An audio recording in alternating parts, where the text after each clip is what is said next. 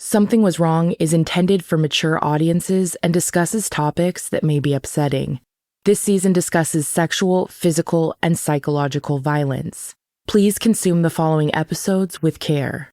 For a full content warning, sources, and resources for each individual episode, please visit the episode notes.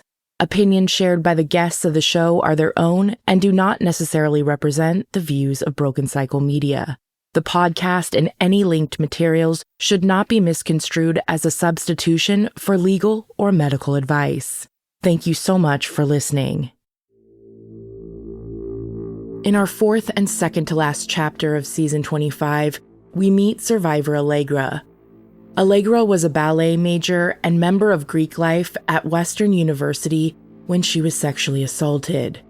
Multiple studies and surveys have found that Greek-affiliated students often experience higher rates of sexual assault or harassment than non-affiliated students. For example, a large 2009 survey of undergraduate women at a public mid-sized university reported that sorority members experienced sexual assault during college at about 4 times the rate of non-sorority women. Relatedly, as a 2005 study published in the Journal of Interpersonal Violence highlights, men in fraternities are roughly 3 times more likely to commit sexual assault than non-fraternity men. Also eye-opening is the fact that fraternity houses themselves are frequent sites of assault. In the same 2009 survey, more than 1/3 of the rapes reported occurred in fraternity houses. In 2016, the trial of Brock Turner drew national attention after he sexually assaulted an unconscious woman behind a dumpster, following a fraternity party at Stanford University. 2 graduate students intervened and held Turner until police arrived. He was later convicted on 3 felony counts, but what followed shocked many. Despite the severity of the crime, Turner was sentenced to just 6 months in county jail. He served 3.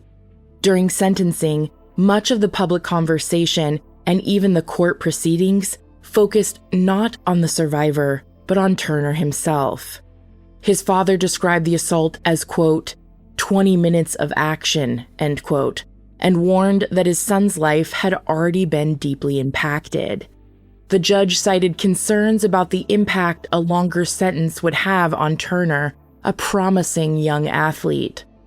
This response is what some experts refer to as himpathy, a cultural tendency to extend disproportionate sympathy towards male perpetrators of violence, particularly when they are seen as young, successful, or having a bright future. Meanwhile, the survivor, who later became known to the public as Emily Doe, delivered a powerful victim impact statement that was read by millions around the world. Her words shifted the national conversation, drawing attention back to the realities of sexual violence and the harm survivors endure, not just in the assault itself, but in the systems that respond to it. The trial sparked widespread outrage, led to the recall of the sentencing judge, and renewed scrutiny of how institutions, including universities and the legal system, handle sexual assault. Experts believe heightened risk in Greek life settings can be attributed to a few factors. Some include increased alcohol consumption, male-controlled social spaces, power imbalances, and peer and social standards that can normalize harmful, misogynistic, or abusive behaviors. Allegra's experiences were also highlighted in Dr. Nicole Badera's book, On the Wrong Side, though in the book, Allegra is referred to by a different pseudonym, Marissa. Dr. Badera's book highlights how common the deep institutional betrayal is that Allegra faced while navigating the Title IX process. I'm Tiffany Reese, and this is Something Was Wrong. You think you know me, you don't know me well at all. You don't know anybody till you talk to someone.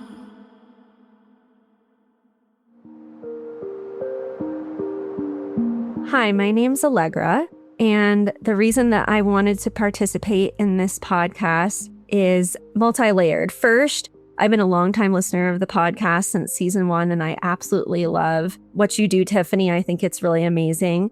Secondly, I wanted to put my voice to my story again and reclaim it. Being a part of Dr. Badera's book is a great honor, but I wanted to bring my voice back into it rather than have my story be told by someone else. And finally, I always want to help and support other survivors in the hopes that I can make their experience better than mine was. I love that. And I think it's fair to say that your experience and your understanding when the book was written is very different than what you now know, because you learned a lot about your own experience through reading it back in Dr. Badera's book. Oh, absolutely. There was a lot going on behind the scenes administratively and with different people that I just had no concept of, because it was so nefarious and underhanded that it never really occurred to me that people would move in those ways. What were you excited about thinking about college? What were your sort of like hopes that the experience would be? Well, I wanted to become a professional ballerina. Many dancers opt not to go to college at all because of the limited time that we do have in the profession. Our bodies only last so long. But my parents were very passionate about education, and I am glad that they instilled that in me and made me go, because I use my education and what I learned in college on a daily basis. I became interested in Western University because they had a great ballet program, and I could receive a BFA in ballet specifically. That was really attractive. Western University was far enough away that I could get some independence. It was not in the same state, but it was close enough that if I needed something or if an emergency happened, I could get home quickly or my family could get to me. Western University, that's also a pseudonym for the college in the book and a pseudonym we'll be using in the episode. How were you feeling about living away from home? I was so excited. Oh, I was so ready. I had been to multiple what we call summer intensives in the ballet industry before. So you leave home and you study ballet intensively, as the name suggests, so all day long for the summer for multiple weeks in a row. Some places offer 4 weeks, 5 weeks, 6 weeks. I had been away from home before, and as an only child with older parents, I just felt a lot of pressure and scrutiny and focus on me all the time, which I do appreciate all the resources that went to me and all the activities that I was able to do as a result of being an only child, but I needed the space to develop my own sense of self a little bit more and not be so defined by what they wanted me to do, what they wanted me to be. I was definitely eager to forge my own path and not be so supervised all the time. The girl that I roomed with was from the island of Tonga. The area of the United States that Western University is located in is very connected to the Church of Jesus Christ of Latter-day Saints, or LDS. A lot of missionary work is done in Tonga and in that geographical region. Tonga is just something I had no concept for. Like, we didn't really even do beach vacations when I was growing up. So I was like, wow, that's really cool. How did you get involved with Greek life, and what would you say your experience was like overall? Well, I went through recruitment in the fall of 2015, so my freshman semester, right when I came onto campus. My mom and my cousin were involved in Greek life. Over the years, I had met a bunch of their friends from Greek life that had become lifelong friends. I just admired those close bonds and wanted that for myself. Initially, I was not happy with the house that I got into, but it's so funny how things work out in that way. If recruitment is done right, it should be about the shared values that you hold with your sisters and identifying that through the recruitment process. And looking back now as an alumni going through all 4 years of active life in a sorority, it was very positive for me and was 1,000% where I was meant to be. When did you initially meet Justin? We matched on Tinder the spring of 2017.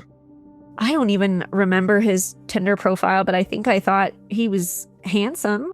We ended up connecting on Instagram as well and following one another and then doing some DMs.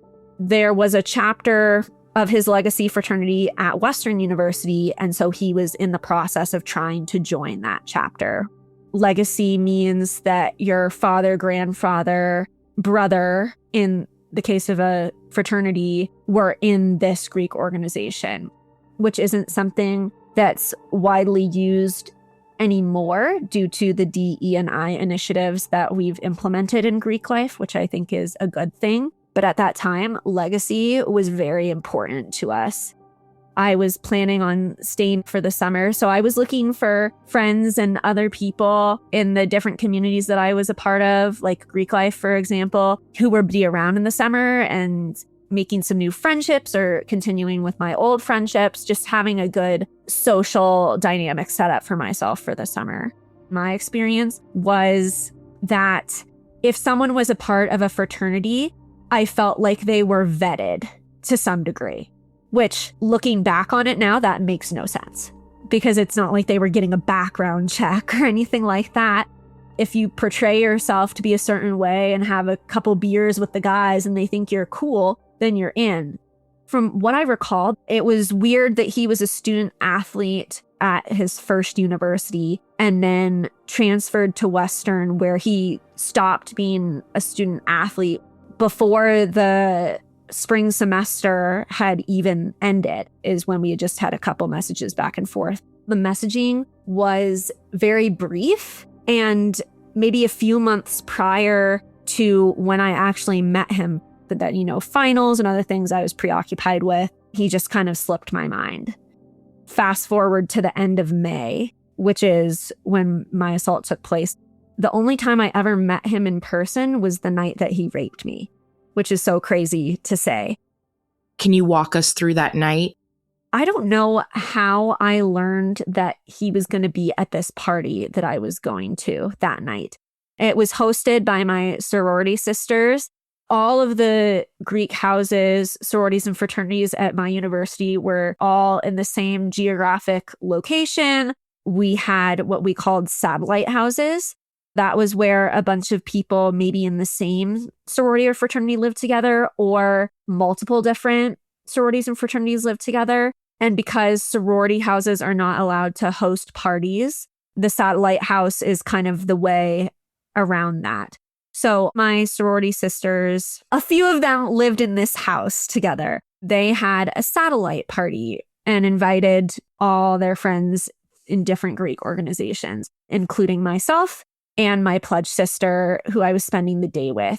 I don't know if she brought it up, but somehow I knew that Justin was going to be at that party that we were going to that night. And we were talking about him. We ended up going our separate ways to get ready and then met up back at the party. And I saw him inside the house, maybe in like the kitchen living room area. And we kind of waved at each other. This is the first time I'm ever laying eyes on this person in person. I've never seen him before in my life other than a Tinder profile and his Instagram profile. We approached each other and said, it's nice to meet you in person, and struck up a conversation. How would you describe him to a stranger? His personality, his appearance? Tall and handsome, I guess is how I would say it. A nice tan, dark hair, very tall, over 6 foot. I'm not sure his exact height. I'm 5'6", but very petite. So he towered over me, even though he wasn't doing his sport of choice anymore through the school. He was still quite athletic in build. He worked out, clearly. Very charming, but also kind of unassuming. He didn't rush up or shout to me across the room. He let me make my way over to him. So I guess cool, calm, and collected. If you're cynical, looking back now, maybe calculated. We met in that kitchen living room area and then went our separate ways. How were you feeling about that night in general? What were your expectations of the night? What were you hoping would happen? At At the time, I was on with my on and off again boyfriend. So I was interested in getting to know him as a friend first and maybe seeing if there was dating potential. But I was not looking to hook up in any way. I was having a good night. My friends were there. All my pledge sisters were there. My big sister was there. We were having fun and being social. At some point, we made our way outside of the house into the driveway area where there were a lot of people. I was talking with other friends. And then we came back together outside. And if you took me to that property today, I could show you the exact spot in that driveway where I told him that I did not want to have sex. I didn't want to really do anything because in the back of my mind, I still had that on and off again relationship that I did want to respect. He said that he understood and invited me back to his house, which was up the hill a little bit, just to talk and get to know each other better. He kept it very casual, very cool, so I didn't really suspect that there was an ulterior motive. So we left the party together. I had left my car parked by the satellite house, and we walked to his house up the hill. I remember I had these wedge heels on, so he offered to give me a piggyback ride up the hill so that I wouldn't have to hike it in my little heels. And I accepted, and I thought that was kind of fun and playful. I was very unassuming of what was to come because of the way that he was acting. There's a moment right before you try something new, whether it's launching a business idea, starting a side hustle, or finally putting something out into the world, where your brain just fills up with questions. What if it doesn't work? What if no one finds it? What if I'm not ready? That hesitation is real, but usually the hardest part is just getting started, and having the right tools can make that part a lot easier. That's where Shopify comes in. Shopify is the commerce platform behind millions of businesses around the world and 10% of all e-commerce in the US. Whether you're building something from scratch or growing something you've already started, it helps you do it all in one place. You can build a beautiful online store with ready-to-use templates, manage inventory and payments, and even create email and social media campaigns to actually reach your customers. And if you've ever felt stuck, Shopify has 24/7 support to help guide you through it. It's time to turn those what-ifs into with Shopify today. Sign up for your $1 per month trial at shopify.com/SWW. Go to shopify.com/SWW. That's shopify.com/SWW.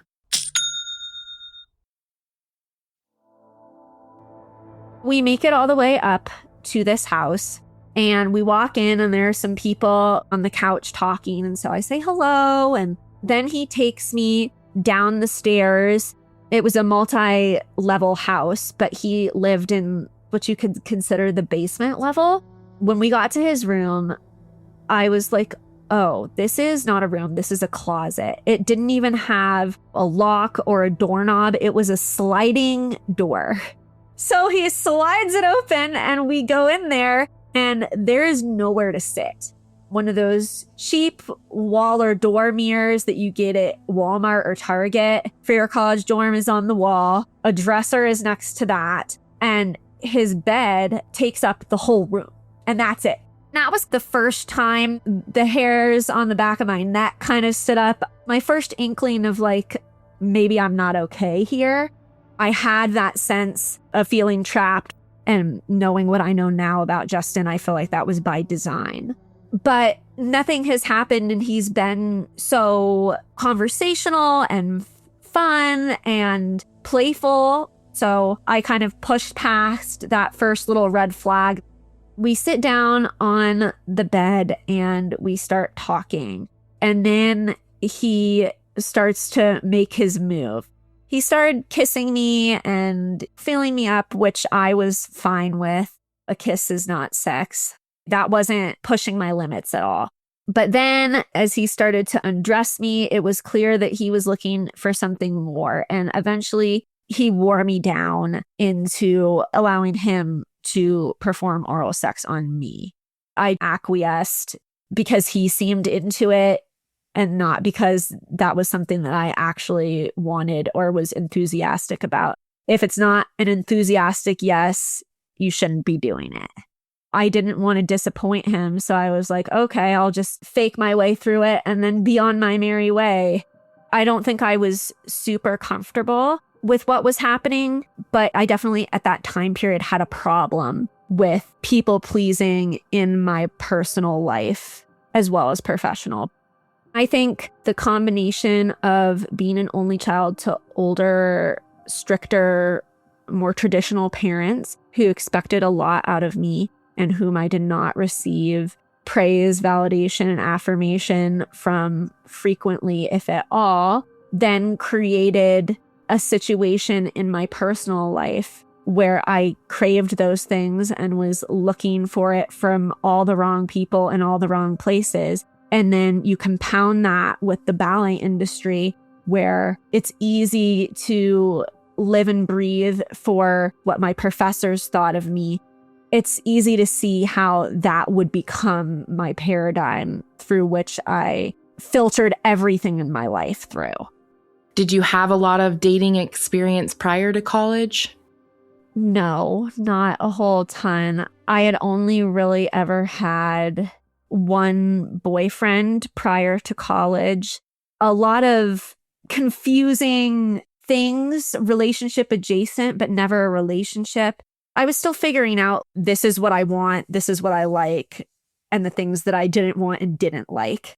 If I could go back, I think I would do almost everything when it comes to my dating life in early college differently. I definitely think I walked into a situation where maybe there was an opportunity for me at the beginning. If, I had said, I don't want to sit on your bed. Let's go back up to the couches. Maybe something could have been different. There is that guilt there, but that's normal. We're always our hardest critics, I guess.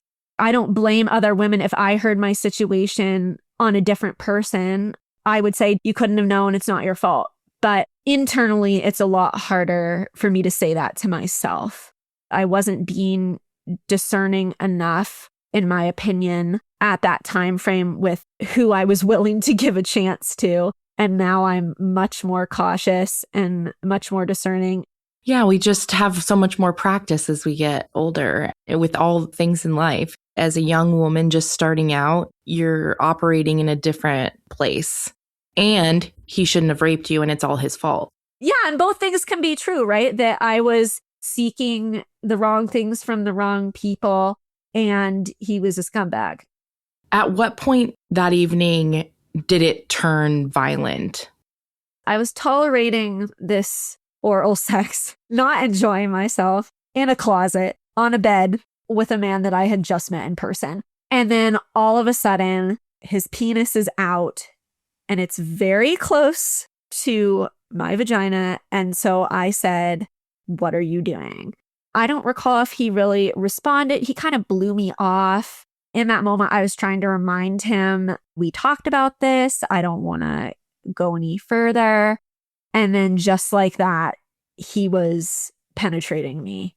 And very quickly, after putting himself inside of me, he got on top of me and put the heels of his hands together over my throat and put his full upper body weight so I couldn't breathe. But it wasn't like a traditional strangling, so that it wouldn't leave fingerprint bruises that we see with a lot of regular manual strangulation. It was pushing down on my trachea. So I was no longer able to breathe, say no, cry out for help, since there were a lot of other people in this house.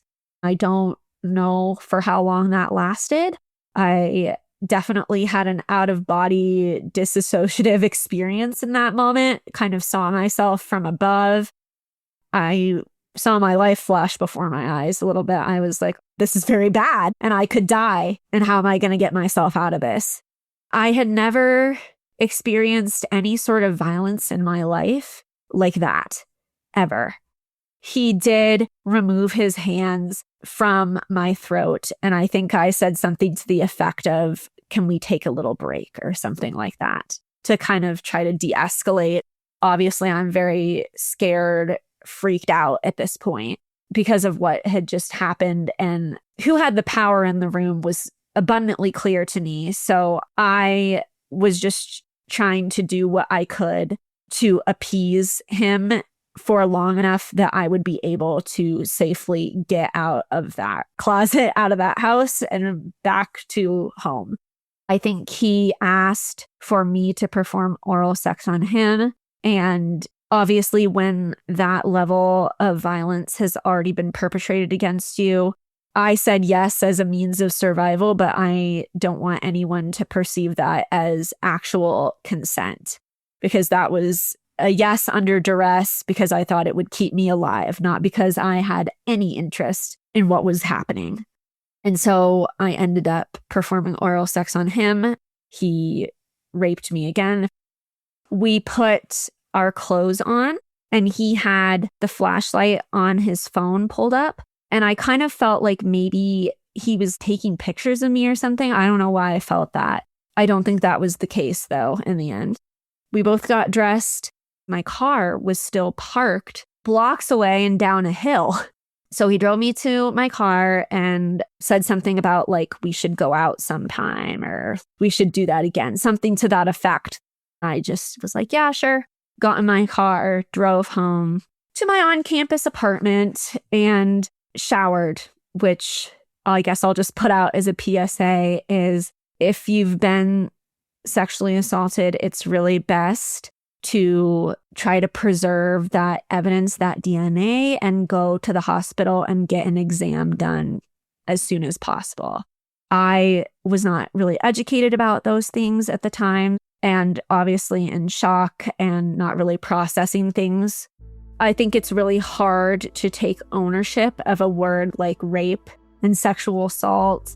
I think it's worth mentioning that my freshman year, I had experienced sexual assault with a photographer that had worked with other dancers at my university. So I thought he was a safe person, and he was not. And he came on to me during the photo shoot and offered me alcohol as a 18-year-old and just things that shouldn't have happened.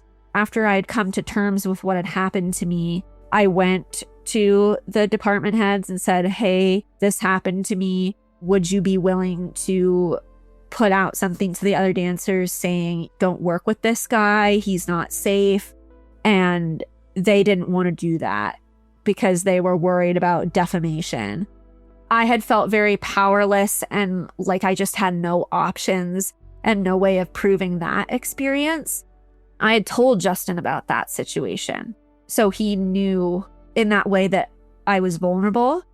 To call it what it was very challenging for me in that moment. I was very much resisting that because at the time, this was a person that I presumed was going to get into his legacy fraternity.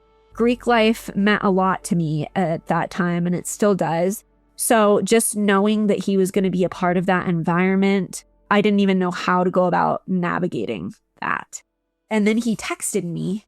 I hadn't even really decided how I felt or hadn't come to terms with labeling what had happened to me with the correct term. And he's texting me wanting to go out again in air quotes. We didn't go out the first time. I had a fawning response, which still to this day is one of the hardest aspects of my experience for me. And I can give myself a little bit more grace about it now, because I don't think I gave enough credit to how scary and how life-threatening of a situation I was in. So I texted him things that alluded to the fact that I wasn't thinking that I was raped, wasn't thinking about what happened the night before negatively, when I did definitely think I was not okay with what happened. I had felt threatened and afraid for my life, so I just wanted to continue to appease him and keep him at arm's distance until I could figure out what I wanted to do. But by the end of that Sunday, I had come to terms with what had happened. What do you feel was the turning point for you to come to that realization? he was talking about the fact that we had gotten together and framing it as like this wonderful hookup to people. The rumor mill was starting. Sorority sisters were saying like, hey, what happened between you and Justin? We're hearing stuff. People pointing out that doesn't really sound like something that you would consent to. Are you sure that you are okay? We're talking 2017. So like 50 Shades of Grey was big at this time. I feel like he was trying to portray it that we had kinky sex. And that was so not what happened. I was being portrayed as someone that was easy and fast. And I did not like that because that's not what had happened. I did not choose to give myself to him. He took it. I was processing through things with college friends and getting acquainted with the word rape as it relates to what happened to me and trying to be okay with that label. By that Sunday evening, the 28th of May now, I had come to terms with it from processing through with friends and was ready to take steps. The first person you spoke with that was an authority figure of sorts was someone involved in Greek life? That's correct. I spoke with the president of Justin's fraternity that he was trying to join because I thought, I don't want him in this space. That was my main reason for fawning and trying to appease him in the first place, is that I thought I was going to have to see him. And if he gets a spot in this house, their house was down the street on the same street from our house. You could walk there in about a minute. I was just like, he's going to be close by if I don't do something. In my sorority, we were required to go to other Greek organizations, philanthropy events. Like we had to do a certain number of those every semester. So we were all very interconnected, and I just didn't want him around or around other women. And if he got into this fraternity, he would have unlimited access. When you went and spoke to the president of the fraternity he was trying to join, what was that experience like for you? He was a pretty sweet guy. He was surprisingly easy to talk to and very gentle with me, and basically portrayed to me that this was the final strike in a series of red flags that they had already felt from him. There was nothing that had been reported to them that was obviously as extreme as this, but other women in other houses had had kind of strange interactions with him that did get back to the fraternity. They weren't super keen on having him join, and this was the nail in that proverbial coffin. I think the only thing that had been holding them up in letting him in or not was, well, number one, it wasn't recruitment time yet. And two, because he was a legacy. When I think about what I bring into my home, I want it to be something that lasts and actually feels good to use every day. Sleep is such a huge part of that. Choosing something that's supportive, comfortable, and made with intentional materials just feels like a better long-term decision. And that's why I'm excited to tell you about our sponsor, Avocado Green Mattress. Their certified organic mattresses are specifically designed to relieve pressure points, support your body the way it needs, and help you actually get the deep, restorative sleep that you've been missing. Every mattress is made with thoughtfully sourced materials and built with real care, so you can get incredible sleep night after night. And because they're made with real, certified organic materials, they're built to hold up over time, which means fewer replacements and less waste. Avocado really focuses on quality and sustainability in a way that feels practical. Avocado products are made, not manufactured, thoughtfully crafted with real materials to deliver lasting comfort and support. Go to avocadogreenmattress.com/SWW to check out their mattress and furniture sale. That's avocadogreenmattress.com/SWW. avocadogreenmattress.com/SWW. Thank you so much. I ended up telling my parents next. That was another thing that was really hard and a component that held up my processing of it all, I think. They had known about the photographer, and I didn't want to say, hey, something happened again, because it's embarrassing and it's exhausting. I didn't want it to come across to them as like, I don't have it together. I was concerned that I would be blamed for getting myself into another sticky situation.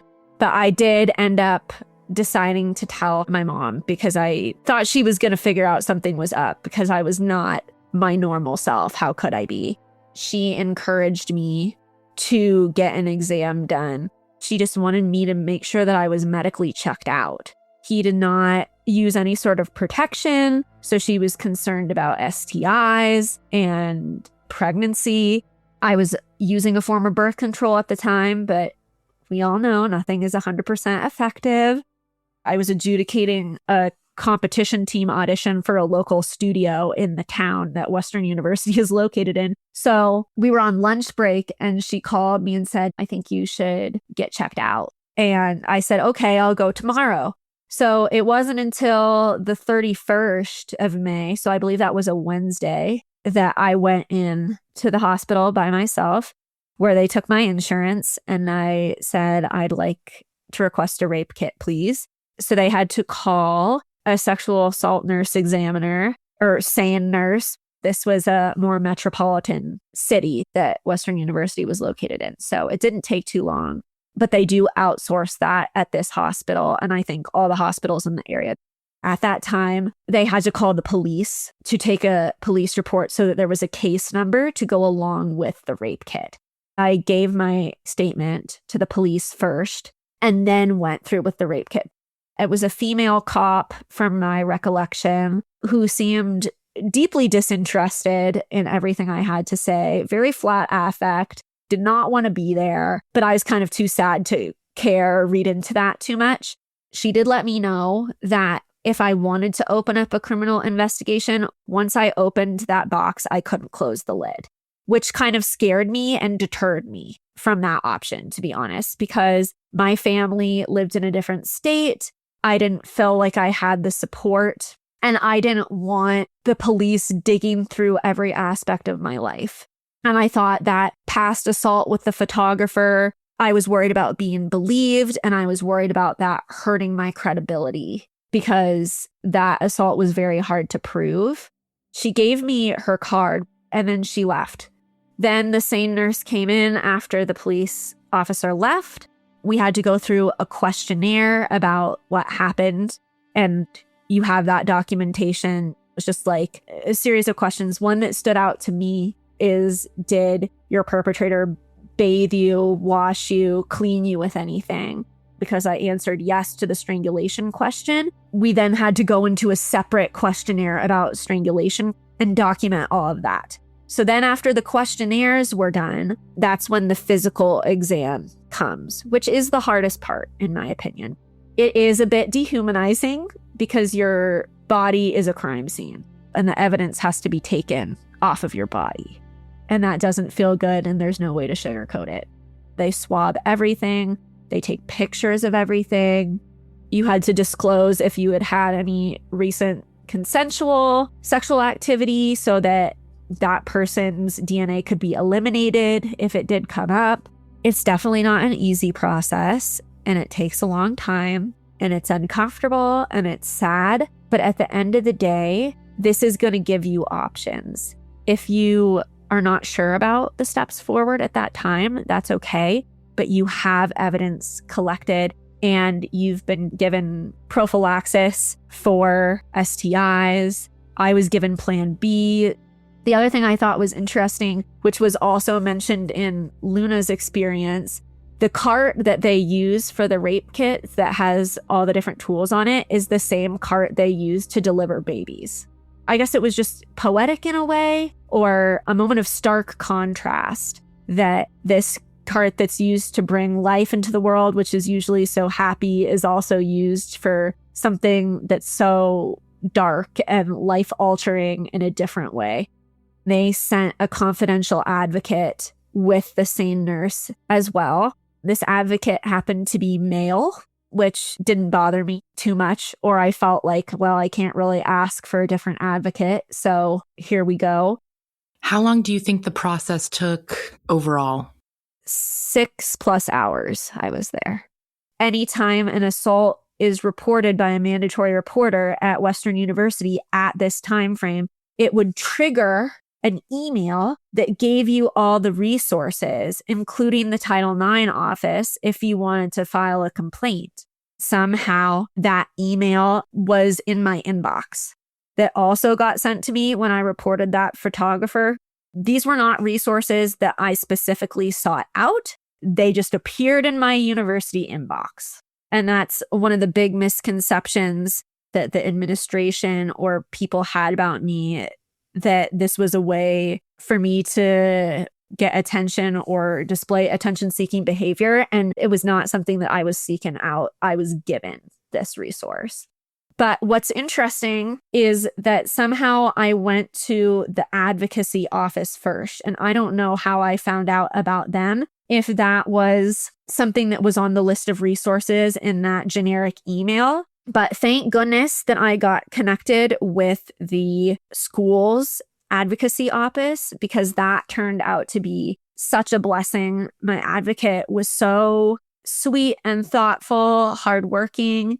That office and that job at Western University ate her alive, but she was a really great advocate. Thank goodness that I had the advocates there to guide me on how to file a complaint properly, or I could have ended up like many of the women in Dr. Badera's book that just never heard anything. I made contact with Title IX because the school's victim advocate's office directed me to them. They explained all my options to me, and I was attracted to the Title IX process because the burden of proof needed to find someone responsible in a Title IX was more likely than not. If it was like 51% certainty that he did this, versus in criminal cases, we have beyond a reasonable doubt. These varying degrees of proof thresholds, that's what attracted me to Title IX, is I was like, oh, this is like the lowest barrier to entry. And if this goes well, which I was like, why wouldn't it? Because he did rape me.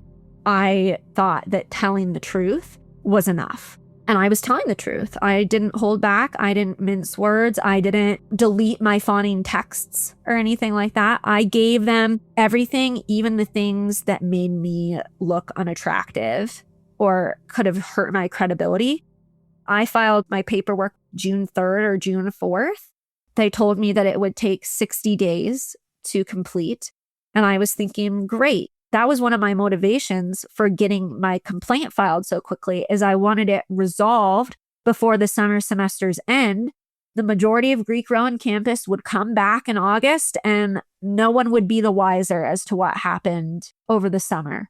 But the fine print could take longer than 60 days. My initial investigator in Title IX left the office over the course of my investigation. So I was assigned a second investigator who was female. First investigator was male, and I liked him better somehow. She told me that she had also experienced sexual assault in college and interacted with her Title IX office, and that's what inspired her to become an investigator. So that really lulled me into a false sense of security, because I was like, oh my gosh, this woman gets me. And she wasn't the only one, come to find out, who thought she was this awesome feminist and was just like the biggest internalized patriarchy asshole one could ever meet. That was another aspect that really hurt my feelings, because I thought she was, in her way, showing to me that she was on my side, and she just wasn't at all.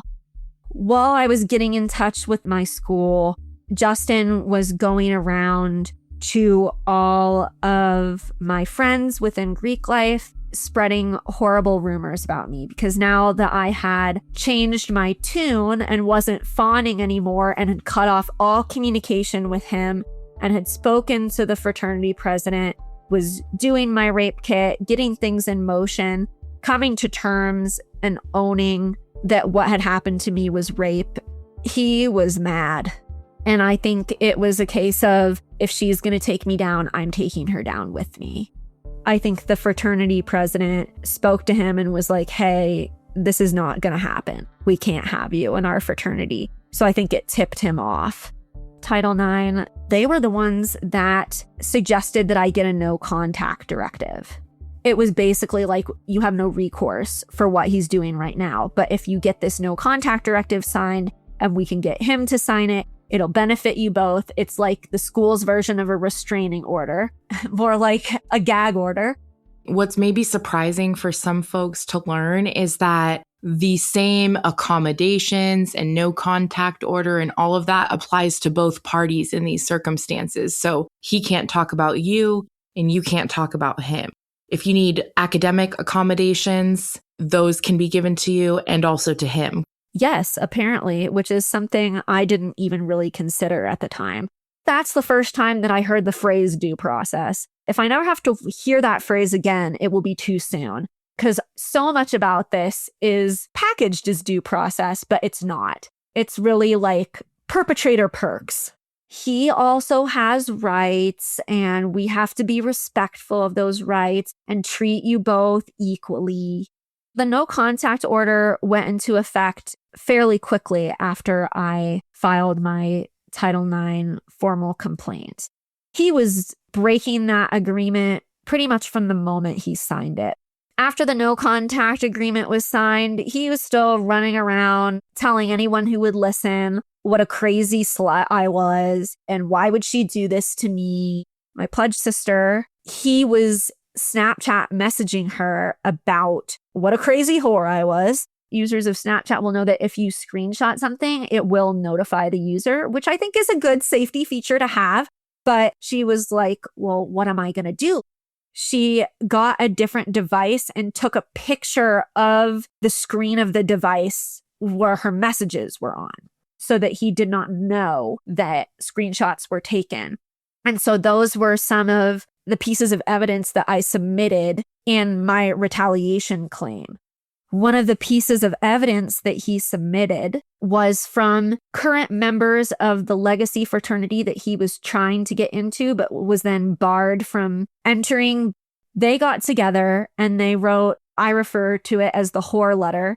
It was essentially a whole letter of them defaming my character and my integrity in every possible way, saying what a slut and whore I was on Greek Row, that I'd slept with or hooked up with all these guys, that I was not a credible source. I never got to read it, but that was the summarization that I received from the Title IX investigator. They let me know that it had happened, that it was submitted, but they wouldn't be keeping it as actual evidence, which like throw me a bone. But I felt that even the fact that it had been submitted and that they had read it, I was concerned that that had already clouded their perception of me. It seemed like in reading Dr. Badera's book that Justin, if anything, seemed to be favored by the Title IX office in your circumstances, the way he was treated by staff, etc. Do you think that's fair to say? Yes, I do think it's fair. This region of the country that Western University is in has a high population of members of the LDS Church, which I think really does contribute to inherent patriarchy and bias towards men and a hard wall to come up against or high moral scrutiny for women. Women should be moral, they should be chaste, and their highest calling in life is to have many children and be a good wife. The perception of Justin is that he was this nice guy, athletic, handsome. He wouldn't need to rape anyone to get some action because he was traditionally handsome and attractive and in shape. And so just adding this layer and weaponizing the patriarchy and the societal pressure for women that already existed is not lost on me. The retaliation piece took so long because I kept on telling the Title IX office he's violating the no contact agreement. And they just wouldn't really do anything about that. Because at Western University, the Title IX office initiates the paperwork for a lot of things. They drafted up and made us both sign the no contact agreement. But if I have a problem with the no contact agreement being breached, I had to go to the office of the dean of students for recourse. I did not know that. Nobody told me that. I finally was able to get to the right person to tell them this. And this was the only formal justice from Western University that I ever got, which was such a load of bullshit.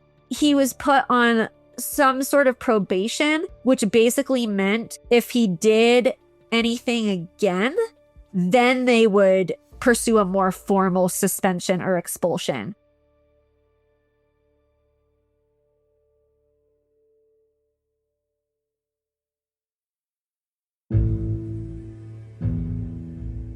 August was the kickoff for our recruitment season in Greek life.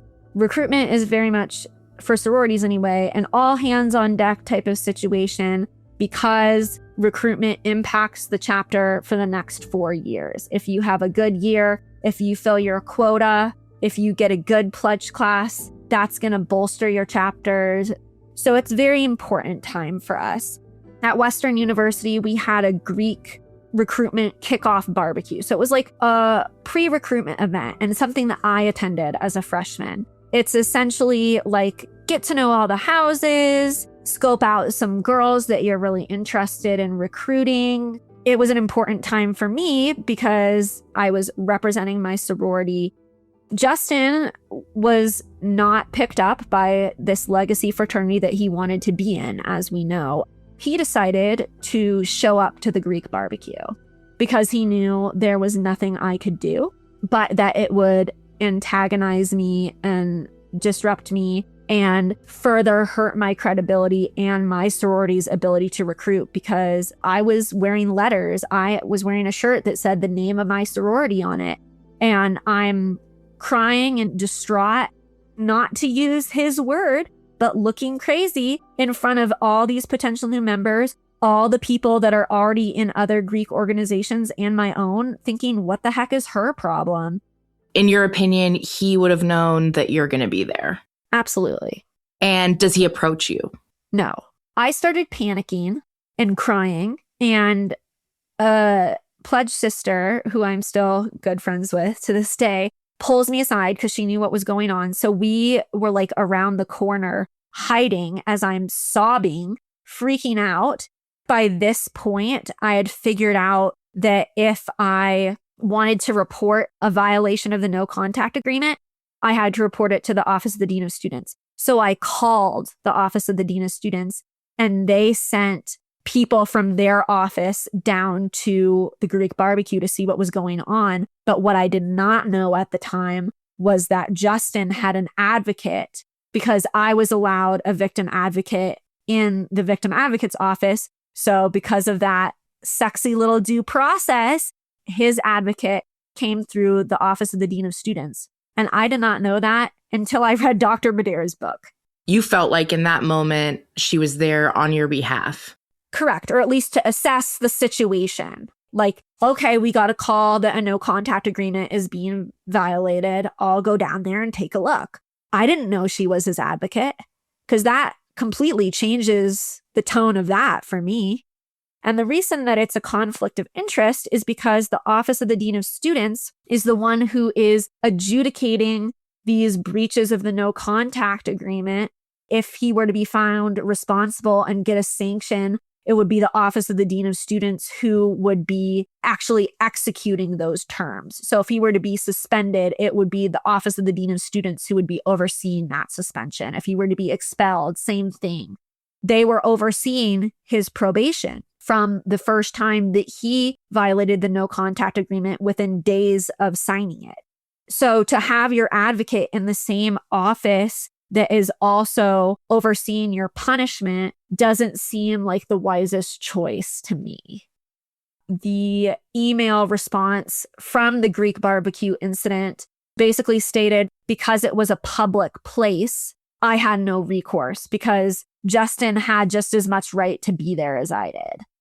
This is dated September 23rd, 2017.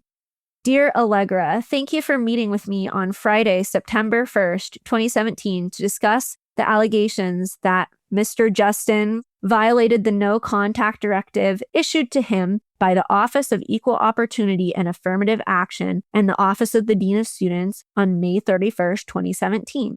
Specifically, you alleged that Justin violated the no contact agreement in two specific instances. First, Justin reportedly shared text messages between him and you with another student after the no contact order was issued on May 31st, 2017.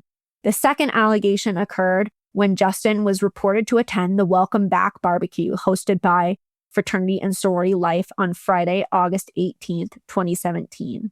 Based on the preponderance of the evidence standard, and after reviewing the no contact agreement, interviewing witnesses, and considering all other currently available information, I have concluded the following. Justin has been found responsible for violating the no contact agreement when he shared text messages with blank on or about Friday, June 2nd, 2017. The rationale for this decision is that during my meeting with Justin and the other female student, both parties confirmed the sharing of the text messages. Additionally, Justin has been found not responsible for violating the no contact agreement by attending the Welcome Back barbecue on August 18th, 2017. The rationale for this decision is that the event was a public event and was open to anybody who was interested in joining the Greek community. The no contact agreement, as currently written, does not limit Justin being in the same public space as you, but does prohibit any contact with you. During the course of my investigation, no information was provided to confirm that Justin directly contacted you or interacted with you during this event. This fact was also corroborated by you during our meeting. A violation of university-issued no contact agreement is also a violation of the Standards of Behavior, Section 3A of the Code of Student Rights and Responsibilities, and then he linked it. Specifically, Student Code/Behavioral Misconduct/10, violation of published university policies, rules, or regulation. The student conduct administration process is based on an educational philosophy as per Section 3C of the Western University Code of Student Rights and Responsibilities. A resolution regarding this incident is the next step towards resolving this matter. To end, I have recommended the following sanction to Justin as a result. Justin will be on university probation for the next 6 months. This means that if he is found responsible for any further violations of the student code during this time, he may be immediately suspended or dismissed from Western University. The terms outlined above reflect Justin's behavior in violating the no contact agreement and the Western University's interest in providing an appropriate response to student code violations. The resolution of this investigation is being shared with you as the complaining party. The sanctions discussed in this letter have been shared with you and Justin and are not shared with others. Additionally, Justin has agreed to not have any contact with you in person, electronically, etc. in the future. Thank you for your time and cooperation during the investigation. Please do not hesitate to contact me if you have any questions about this process or the investigation. Respectfully, Associate Dean/Director of Student Conduct and Community Standards. 6 months? And that's all he ever got. Which is basically a warning. Yes, if he messes up any more in a 6-month time period, that's not very long to have to keep it together. And then that began the next phase of Justin's retaliatory behavior, because I think that experience at the Greek barbecue emboldened him. He both got to me and suffered no repercussions. To your understanding, did he continue to break the no contact order or speak about you negatively behind closed doors, so to speak? Yes. September 28th of 2017. I first received the initial finding. After recruitment season was over, fraternities would throw a party for their new pledge class to present their pledge class to the row. I was at one of those and I got the email at the party, which I think is so weird because this was either a Friday or Saturday night late. So that was another moment of the world standing still around me. I'm in this loud party, it's dark, but all I can read and see and think about is this investigation result that's in front of me. And they found him, of course, not responsible due to insufficient evidence. Conclusion. Based upon the evidence gathered throughout the course of its investigation as set forth below, and weighing that evidence according to the preponderance of evidence standard, the OEO/AA concludes that, in all caps, insufficient evidence exists to find Justin responsible for a violation of University Policy 1-012, University Non-Discrimination Policy. Yeah, mic drop, right? What more is there to say? What was it like for you in that moment, reading that? Unbelievable. I was just so strong in my conviction that he would be found responsible because this thing truly did happen. One of the hallmarks of my rape kit for me, a standout piece of evidence, was a laceration in my genital region that was quite large for a laceration and given the time period between assault and rape kit. I was told that it was quite noteworthy, and it ended up being a big piece of evidence in my mind. It wasn't portrayed well by the sane nurse when she spoke with the Title IX investigator, which I do think the way she phrased it hurt me. She said, yes, there's a vaginal laceration that could have come from a multitude of things, period. And it made me resent her. And I didn't want to, because we had this very personal experience and she saw me in arguably the lowest point of my life, certainly a low day within the totality of the experience. I feel like it hurt my case. I think the policy stated that if I wanted to appeal this decision to a hearing, which was either party's choice, if he had been found responsible, he could have appealed to a hearing too. But I think it was something like 3 days that you had to decide if you wanted to do a hearing or not. You're at a party and you receive this news, and then you're essentially expected to prepare your appeal within 3 days. Am I understanding that? Yes, I have to decide if I want a hearing within 3 days. And the hearing committee at Western University at this time was made up of staff, faculty, and other students that attended or worked at Western University, which in some ways is kind of problematic. I notified them that I would like to appeal to a hearing, and they said, okay, we'll begin working on a date. I ended up dealing with the Office of the General Counsel, which is a big office of lawyers that work for Western University. At this point, we're up to 4 different offices? The Title IX office, Office of the Dean of Students, the advocates, and now we're adding in this 4th entity because they're the ones that schedule this fake legal proceeding. I was told that that timeline would be a pretty quick turnaround. It was not. My hearing was around Thanksgiving time of 2017. Did you meet with the attorney prior to the appeal hearing? Yes. I did not know until I spoke with Dr. Badera years later that he does pro bono work for survivors, but his main role in his professional life is a defense attorney for rapists.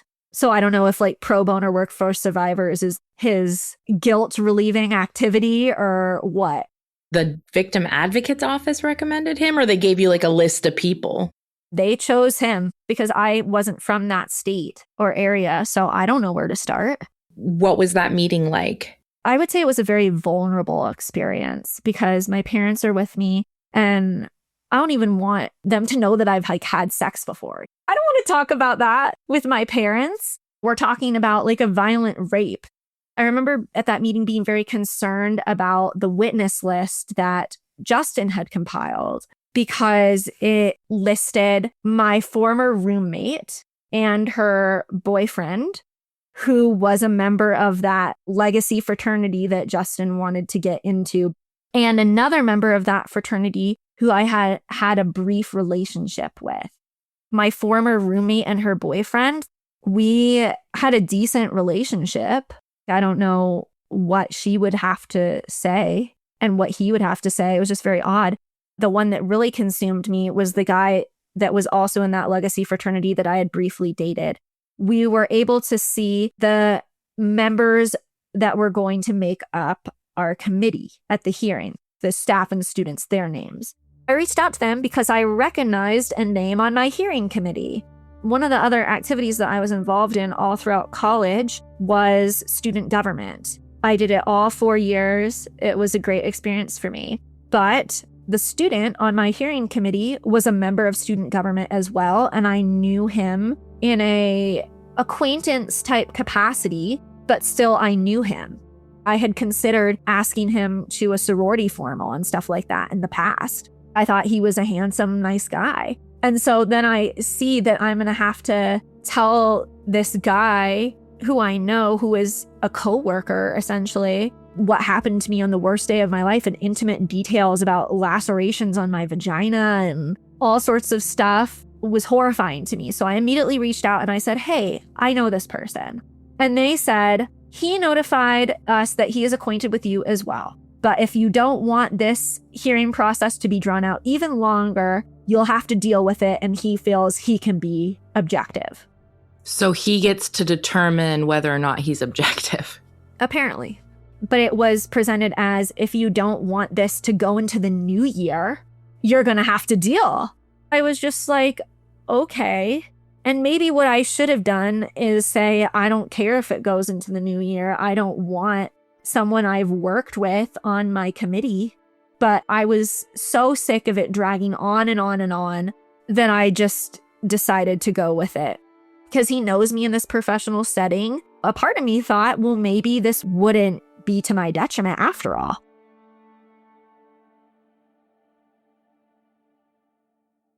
Next time on Something Was Wrong.